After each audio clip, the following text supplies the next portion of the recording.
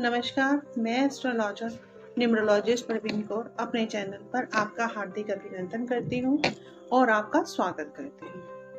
मैं आज आपसे बात कर रही हूँ कुंडली के 5th हाउस के बारे में। कुंडली का 5th हाउस क्या है? कुंडली का 5th हाउस हमारे स्पिरिचुअलिटी है और हमारी कुंडली का त्रिकोण भाव भी कहलाया जाता है।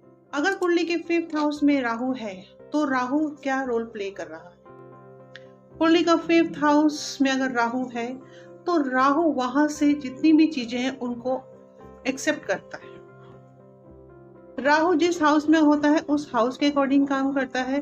5th हाउस क्या है? 5th हाउस हमारा स्पिरिचुअल हाउस भी कहा जाता है, कुंडली का त्रिकोण भाव भी कहा जाता है और हमारे पिछले जन्म के प्रारब्ध के बारे में भी बताता है कि हमारा पिछले जन्म में हमारा प्रारब्ध कैसा। उसके बाद वो हमारे चिल्ड्रन का हाउस भी है, हमारी एजुकेशन भी है, हमारी क्रिएटिविटी भी है।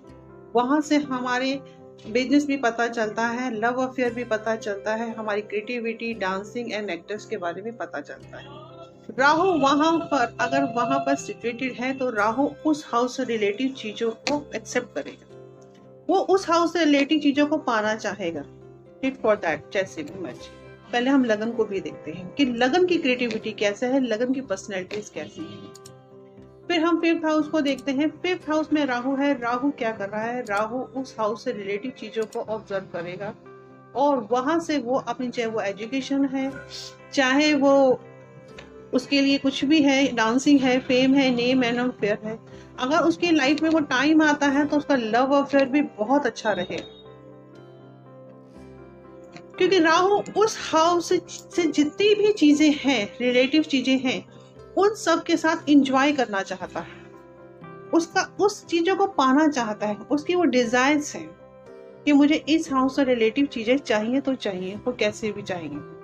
उसका एजुकेशन माइंड भी अच्छा होगा। हो सकता है अगर वो टाइम, मान लीजिए अगर आपकी राहु की महादशा आ गई या अंतर दशा आ गई उस हाउस से रिलेटेड, तो वो चीजें आपको जरूर मिलेंगी। राहु आपका लव अफेयर है तो वो भी बहुत अच्छा होगा। लेकिन अगर उस हाउस में मान लीजिए कि किसी का मीन लगन है, मान लीजिए कि अगर वो कर्क राशि में है या सूर्य की राशि में है, सिंह राशि में है, तो वहां पे थोड़ी सी क्रिटिकल सिचुएशन हो जाएगी, क्योंकि ये सूर्य और चंद्रमा के लिए अच्छा नहीं माना जाता है राहु वहां पर। लेकिन अगर लग्नेश भी वहां पर है और लग्नेश, मान लीजिए कि लग्नेश मीन राशि का है, और एग्जाम्पल के तौर पे अगर मीन राशि का एग्जाम्पल है तो वहां पे कर्क राशि आ गई और उस व्यक्ति की अगर बचपन में 18 साल तक ये महादशा रहती है, हो सकता है कि अगर उसकी ये महादशा आ गई तो समझो उसका तो हो गया काम।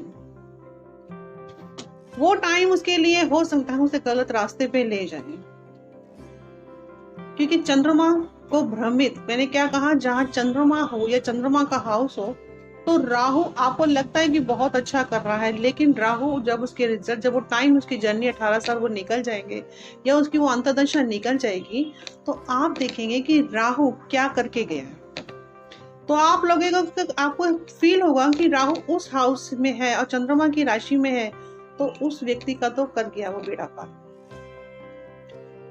अगर राहु अपने मित्र की राशि में है तो राहु उसके लिए अच्छा है।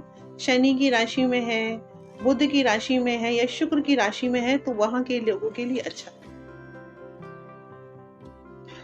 राहु अपनी मित्र की राशियों के लिए अच्छा माना जाएगा, तो उनके लिए अगर वो टाइम आता है तो उनको गुड रिजल्ट देके जाएगा। तो उस हाउस से रिलेटिव जितनी भी चीजें होंगी वो उस हाउस से रिलेटिव चीजों को पाएंगे। उसके बाद हम देखते हैं कि राहु 9th हाउस को देखता है। 9th हाउस क्या है? 9th हाउस आपके पिता का घर भी है, आपके गुरु का भी है, आपकी स्पिरिचुअलिटी के बारे में पता, फिर डेस्टिनी भी वहां से काउंट होती है। अब हम क्या देखते हैं कि राहु सामने देख बैठा है, दोनों एक दूसरे के सामने है, तो राहु उस हाउस से रिलेटेड अपने गुरु या एजुकेशन या रिसर्च जो भी है उस हाउस से रिलेटेड चीजों को भी ऑब्जर्व करेगा। उसे वो चाहत होगी उन चीजों को पाने की कि मैं किसी भी तरह से इन चीजों को पाऊं। उसके बाद राहु देखता है 11th हाउस, वहां पर केतु है। केतु 5th हाउस को देखता है और राहु 11th हाउस को देखता है। दोनों एक दूसरे को देख रहे हैं परस्पर दृष्टि से।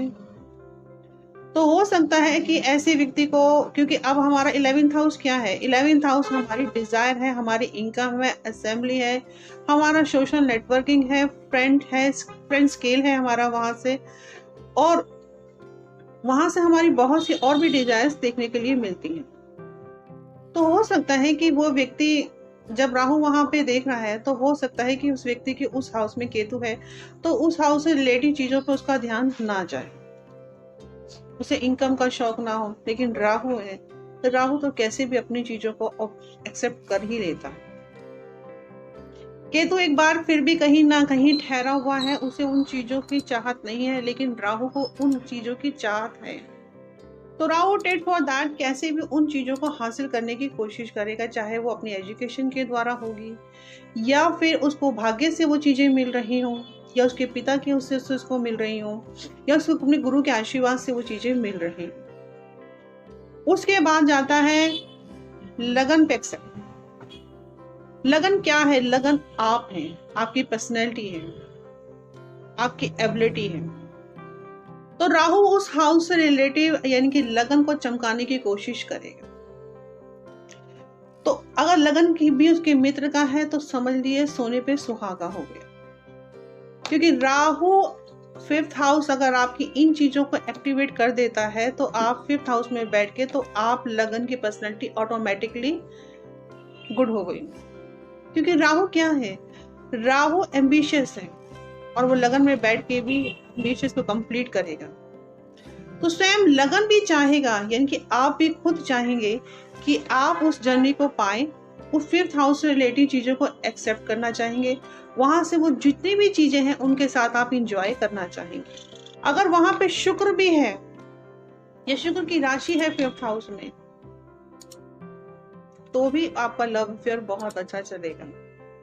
बुध है तो भी आपकी एजुकेशन अच्छी होगी, कम्युनिकेशन स्किल भी आपका अच्छा करेगा, क्योंकि ये सब राहु के मित्र हैं। तो लगन भी आप देखिए, लगन की पर्सनैलिटी भी डेवलप हो रही है, आपका भाग्येश भी अच्छा हो रहा है, और आपका 5th हाउस भी एक्टिवेट है। तो जब आपका 5th हाउस किसी अच्छे प्लेनेट के साथ है जो राहु के मित्र हैं, तो आपकी लाइफ वो 18 साल या जितने भी टाइम अंतर्दशा उसकी आती है, आपके लिए बहुत अच्छी मानी जाती है। आपके भाग्य को चमकाया जा रहा है, आप खुद अपनी एबिलिटी दिखाएंगे। जब आपकी एजुकेशन अच्छी होगी, उसका नेम एंड फेम भी आपको ही मिलेगा।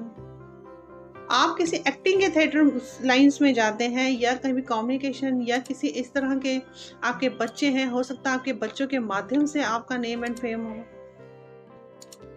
आप एक अच्छे, आपके अंदर क्रिएटिविटी अच्छी हो, अगर वहां पे बुध है तो नेचुरल सी बात है आपकी क्रिएटिविटी बहुत अच्छी हो। शनि है तो ऐसे व्यक्ति का हार्ड वर्क यानी कि हार्डवेयर लाइन में अच्छे जा सकते हैं, मैकेनिकल इंजीनियर अच्छे बन सकते हैं ऐसे लोग। कि जब राहु और शनि का कॉम्बिनेशन होता है तो कहीं ना कहीं वो मैकेनिकल्स के लिए फोर्स करते हैं,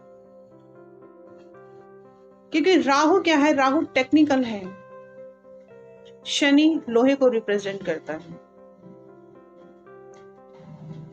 अभी आपने देखा है कि 2020 क्या है? 2020 राहु का काम है, तो जिसमें हम लोग कितने परेशान हैं कि 2020 क्या है। लेकिन मैं ये कहती हूँ कि 2020 इतना अच्छा रहा कि उसने हर व्यक्ति, छोटा बड़ा बच्चा, किसी बूढ़ा कोई भी है, उसने सबके हाथ में एक मोबाइल पकड़ा दिया, यानी कि राहु ने अपनी टेक्निकली शो कर दी। ठीक है, शनि है आया जैसे ही ट्रांजिट में, तो लोगों को थोड़ी परेशानी भी हुई, लेकिन शनि और राहु का जब कॉम्बिनेशन हुआ, शनि अपने घर में आया, वहां राहु भी अगर है, और मान लीजिए कि राहु की उस पर दृष्टि भी पड़ रही थी, या 2020 जिस हिसाब से हम काउंट कर रहे हैं इस साल को, तो आप ये भी कह सकते हैं कि आप शनि और राहु यानी कि टेक्निकल, तो राहु ने अपना टेक्निकल सिस्टम दिखा दिया। शनि आयरन है, तो शनि ने यानी कि मोबाइल किस चीज से बनता है? 2020 में हम सब राहु से जुड़े हैं, चाहे वो कैसे भी जुड़े हैं। बच्चों की क्लासेस ऑनलाइन हो गई, हम लोगों का लोगों से मिलना जुलना बंद हो गया, तो हमारा कम्युनिकेशन कैसा रहा? फोन के द्वारा। तो कहीं ना कहीं राहु ने हमें इस चीज से जोड़ा है। तो राहु ने जब हमें इस चीज से जोड़ा है, तो हम इसका हमने बेनिफिट भी उठाया है। कि देखिए ठीक है, इस समय प्रॉब्लम थी, जब इस साल 2020 में प्रॉब्लम हुई है कि हम लोगों का एक दूसरे से डिस्टेंस बढ़ गया, लेकिन राहु टेक्निकल था, तो टेक्निकल के माध्यम से ही हम एक दूसरे के साथ जुड़े, तो वो था हमारा 5th हाउस। 5th हाउस हमारा इतना अच्छा हो गया कि हमारी जब रिसर्च अच्छी थी, हमारी एजुकेशन अच्छी थी, तो वो एजुकेशन के हाउस में भी था, राहु वहां पे था, तो बच्चों को एजुकेशन किससे मिल रही थी? मोबाइल के द्वारा, नेटवर्किंग के द्वारा। और साल कौन सा था? 2020, यानी कि 2020। आप सबको ये याद रहेगा कि इस साल में जितने भी लोग या जितने भी बच्चे थे, सब कहीं ना कहीं राहु से कैच हुए। तो बहुत सी चीजें ऐसी हैं जो हमें इलेक्ट्रॉनिक चीजों से, यानी कि हमें राहु से जोड़ रही हैं। 5th हाउस क्या है? 5th हाउस में मैंने कहा अगर शनि है, तो शनि आपको टेक्निकल चीजों से, यानी कि आप हार्डवेयर की तरफ से जुड़ जाएंगे या मैकेनिकल लाइन में जुड़ जाएंगे। वो कहीं ना कहीं आपको टेक्निक चीजों से जोड़ेगा, चाहे वो इलेक्ट्रॉनिक होगी, चाहे वो कंप्यूटर्स की लाइन होगी, क्योंकि Shani and Rahu is a computer, ये कंप्यूटर को भी रिप्रेजेंट करते हैं। आप देखिए कहीं भी इंजीनियर होंगे या टेक्निकल होंगे, इंजीनियर होंगे या इस तरह की इलेक्ट्रॉनिक हार्डवेयर की लाइन में होंगे या इलेक्ट्रॉनिक लाइंस में होंगे, तो उनका कहीं ना कहीं शनि और राहु अच्छा होगा, या कहीं ना कहीं शनि या राहु का कॉम्बिनेशन आपको देखने के लिए मिलेगा। क्योंकि शनि और राहु क्या करते हैं? शनि और राहु अगर कॉम्बिनेशन अच्छा है, लेकिन अगर ये कॉम्बिनेशन किसी और प्लेनेट के साथ होता है, मंगल है, मंगल के साथ भी अच्छा माना जाता है, क्योंकि राहु और मंगल भी अपने आप में क्रेज है, वो भी बहुत सी चीजों के साथ जोड़ता है टेक्निकल, अगर राहु उसके साथ आता है। 5th हाउस हमारी बहुत सी डिजायर्स कंप्लीट करेगा। राहु वहां पे बैठकर अपनी एजुकेशन के द्वारा, अपने नेम एंड डांसिंग के द्वारा, अपने अफेयर के द्वारा कहीं ना कहीं शो ऑफ हो ही जाएगा। 5th हाउस हमारे चिल्ड्रन का है, हमारे बच्चे भी कहीं ना कहीं हमारा नाम रोशन कर ही देंगे।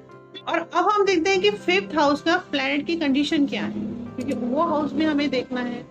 अब राहु की जहां जहां एक्सेप्ट जा रहा है, उस हाउस के प्लैनेट की कंडीशंस भी देखिए कि उस हाउस का प्लैनेट क्या कर रहा है, उसकी कंडीशन कुंडली में कैसी है। नमस्कार, मैं अपनी वाणी को यही विराम देती हूँ। जय माता दी।